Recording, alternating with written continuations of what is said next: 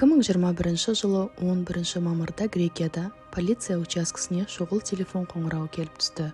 Қоңырау шалған кісі операторға үйге ұрылардың кіріп, әйелін өлтіріп кеткендігін айтады. Бұл жағдай бүкіл Грекияны дүр сілкіндірді. Тіпті сол мемлекетте халық арасында көптеген наразылықтардың шығуына себеп болды. Кэролайн Крауч 2001 жылы Англия, Ливерпуль қаласында дүниеге келеді. Ол өте сыпайы, сүйкімді, пысық қыз болып өсті. Кэролайн кішкентай кезінен бастап спортқа жақын болатын. Тіпті кикбоксингтен қара белбеу иегері еді. Кэролайн 2009 жылы 8 жасында әкесімен бірге Грекия Алонисос аралына қоныс аударады. Кэролайн 15 жасында өзінен 13 жас үлкен Бабис Анагностопулоспен танысады. Бір-біріне ғашық болған екі жас жақын таныса бастайды. 3 жылдан кейін Бабис Кэролайнға үйлену ұсынысын жасап, олар 2018 жылы шаңырақ көтереді. Тойдан кейін екі жас Грекия астанасы Афинаның Гликанера қалашығына қоныс аударады.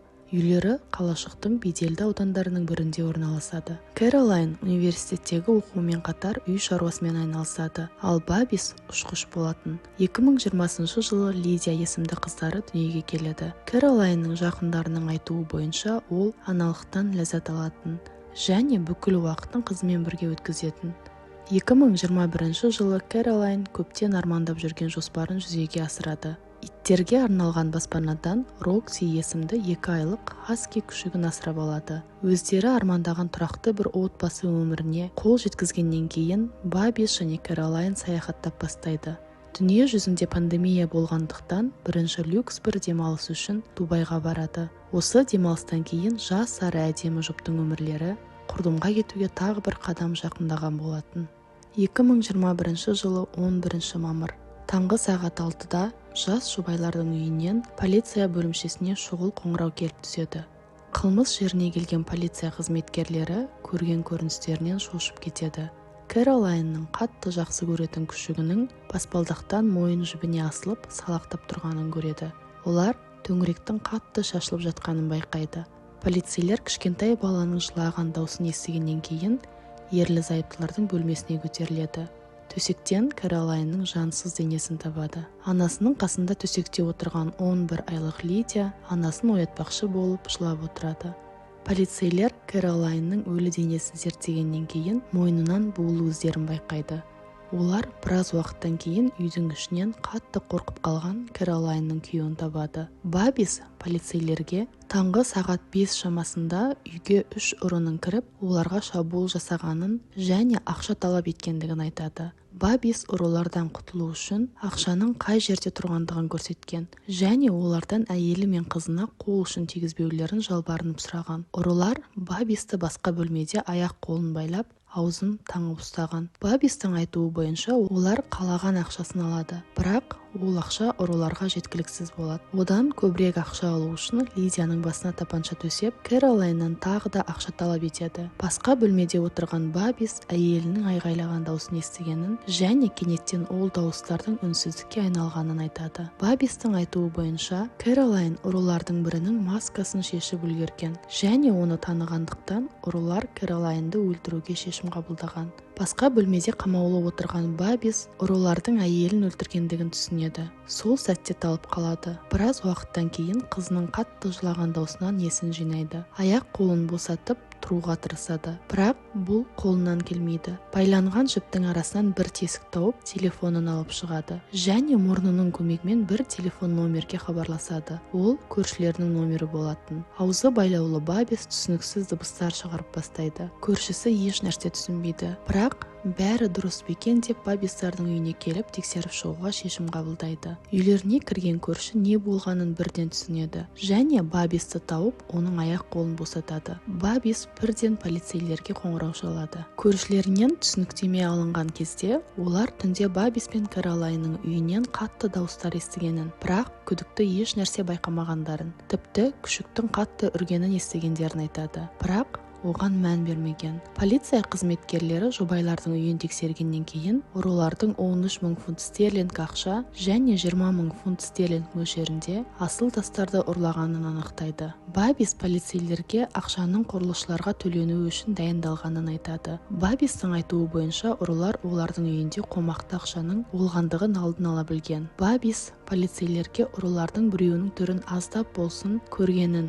және күдіктілер ұсталған жағдайда олардың ішінен қылмыскердің біреуін ажырата білетіндігін де айтады. Оның айтуы бойынша ұрылар болгар немесе албан тілінде сөйлескен. Үйді зерттеуді жалғастырған полицейлер жертөле қабаттағы терезелердің бірінің ашық тұрғанын байқайды. Полицейлер ұрылар осы терезе арқылы кіріп, ыңғайлы сәтті күткен деп болжамдайды. Сонымен қатар олар үйдің іші мен сыртының қауіпсіздік камераларымен жабдықталғанын, бірақ үйдің ішіндегі камералардың ұрылар келместен бұрын өшіріліп тастағандығын байқайды. Осы себептен де полицейлер ұрылар демек қылмыстан бұрын да осы үйде болған және камералардың қайда орналасқанын және қалай өшетіндігін білген деп күдіктенеді. Бабис пен Кэролайнның үйіне ұры түсерден бірнеше күн бұрын жақын көшеде орналасқан тағы бір үй тоналған болатын. Ұрылар кәрі бір жұптың үйіне кіріп, олардың ақшасын алған, бірақ ешкімді өлтірмеген. Ол ұрыларда үшеу болған. Көршілерді сұрастыру ешқандай нәтиже бермеді. Қылмыстан 2 күннен кейін Кэролайнның өлі денесін зерттеу нәтижелері келеді. Зерттеу нәтижесі бойынша оны буындырып өлтірген. Тырнақ астынан алынған ДНК зерттеуі еш нәтиже бермеді. Кэролайн қайтыс болғаннан 1 күннен кейін жер қойнауына тапсырылды. Бабис жерлеу кезінде Кэролайнның ата-анасына барынша қолдау көрсетті. Журналистер Бабистан істің мән-жайын анығырақ білу мақсатында сұхбат алады. Сұхбат барысында Бабис көзіне жас алып, қызын анасыз өсіруге мәжбүр күйде қалғандығын айтады. Кэролайнның жаназасына көптеген қарапайым халық та қатысты және қалашық тұрғындарын бұл жағдай үрей астына алды.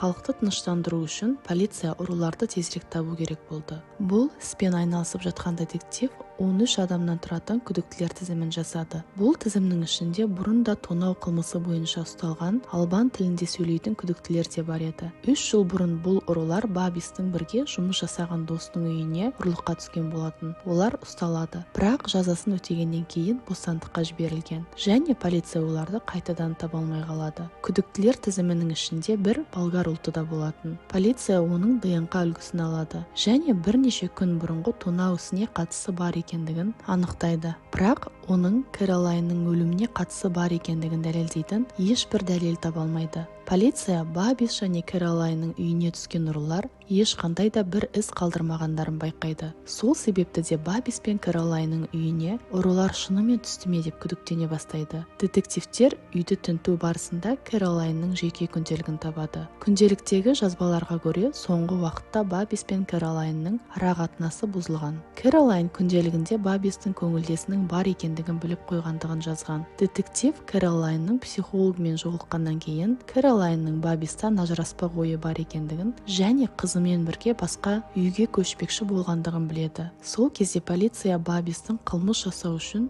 белгілі бір себептері болғандығын түсінеді. Детективтің теориясы бойынша Бабис барлық нәрсені жоспарлаған. Қылмыстан бірнеше күн бұрын Кэролайнның психологы Кэролайнның телефонынан енді оның сеанстарына келмейтіндігі туралы бір түрлі хабарлама алады. Психолог бұл хабарламаны Бабис Кэролайнның телефонынан өзі жіберді деп күдіктенеді. Осы жағдайды естігеннен кейін детектив Кэролайнның телефонын зерттей бастайды. Қылмыс болған түні түнгі сағат 12:30-да оның бір қонақ үй бөлмесіне тапсырыс бермекші болғандығын анықтайды. Мүмкін жұбайлар сол түні сөзге келіспей ұрысып қалған. Сондықтан да Кэролайн үйден кетуге шешім қабылдаған. Сол себепті де Бабис Кэролайнға шабуыл жасаған. Детектив Кэролайнды Бабистің өлтіргеніне сенімді болады, бірақ оған айып тағу үшін дәлелдер жеткіліксіз. Кэролайн мен Бабистің үйінен алынған заттарды тергеу барысында детектив маңызды бір айғақ табады. Ол Бабис пен Кэролайнның қолдарында тағулы болған ақылды сағаттардың жадындағы ақпаратты зерттейді.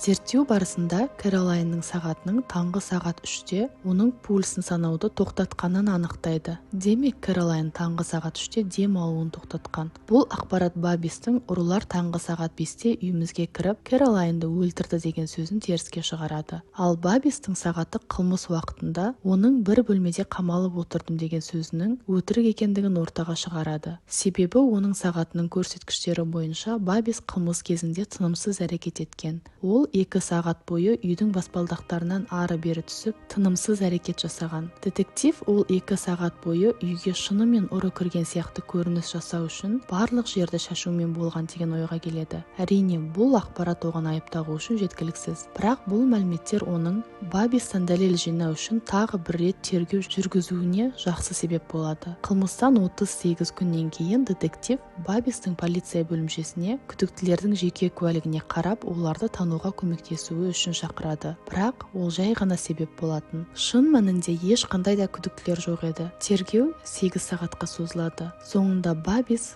кінәсін толық мойындайды. Әйелін өлтіргендігін детективке айтады. Бірақ оны әдейі жасамадым дейді. Байқаусыздан болды дейді. Оның айтуы бойынша қылмыс болған түні ол Кэролайнды қатты құшақтап ұйықтаған болатын. Ал Кэролайн болса бетімен төмен қарап, жастыққа бетін қойып, терең ұйқыға кеткен. Бабис оның тұншығып қалғандығын байқамаған. Детектив әрине оның бұл айтқандарына сенбеді. Себебі оның сағатының көрсеткіштеріне көре ол Кэролайн өлген кезде ояу болған және жүрегі қатты соққан. Бабис детективтің оған сенбегендігін түсінеді және түсініктемесін өзгерте бастайды. Ол қызын Кэролайннан қорғау үшін шабуылға өттім деп ақталады. Алайда достары, таныстары, көршілері Кэролайнның жақсы ана болғандығын айтады. Қылмыстан кейін Бабис үйге шынымен ұры кірген сияқты жан-жаққа заттарды шашып тастайды. Тұтқындалған кезде қызының әкесіз қалғанын қаламады. Детективтің ойынша Бабис Кэролайннан ажырасқысы келмегені үшін осы қадамға барған. Бабис қанша жерден өлім байқаусыздан болды деп ақталғанымен, детектив бұл қылмыстың жоспарлы түрде жасалғанына сенімді. Үй ішіндегі камералардың қылмыстан бұрын өшірілуі қылмыстың жоспарлы түрде жасалғандығының дәлелі. Сонымен қатар детектив пандемия кезінде жас жұбайлардың тағы бір үй алуға және Дубайға саяхаттап бару үшін қайдан ақша тапқандығына таң қалады. Себебі Кэролайн бала күтімімен үйде отыратын. Ал Бабистің тапқан ақшасы бүкіл шығындарын жабуға жеткіліксіз болатын. Шын мәнінде детектив 2 жасқа Кэролайнның әке-шешесінің көмек ретінде қомақты қаржы бергендігін анықтайды. Бабис 8 сағат тергеуден кейін өз кінәсін мойындағандықтан Грекия полициясы тарапынан тұтқындалады. Бірінші дәрежелі адам өлтіру және жануарлар құқығын қорғау заңнамасы бойынша кінәлі деп танылады. 2020 жылы Грекияда жануарларды өлтіру, ұрлау қылмыстық іс болып саналатын заң қабылданды. Адамдар жануарларға зиян келтірген жағдайда 1 жылдан 10 жылға дейін бас бостандығынан айырылады, немесе 5.000-нан 15.000 евроға дейін айыппұл төлейді.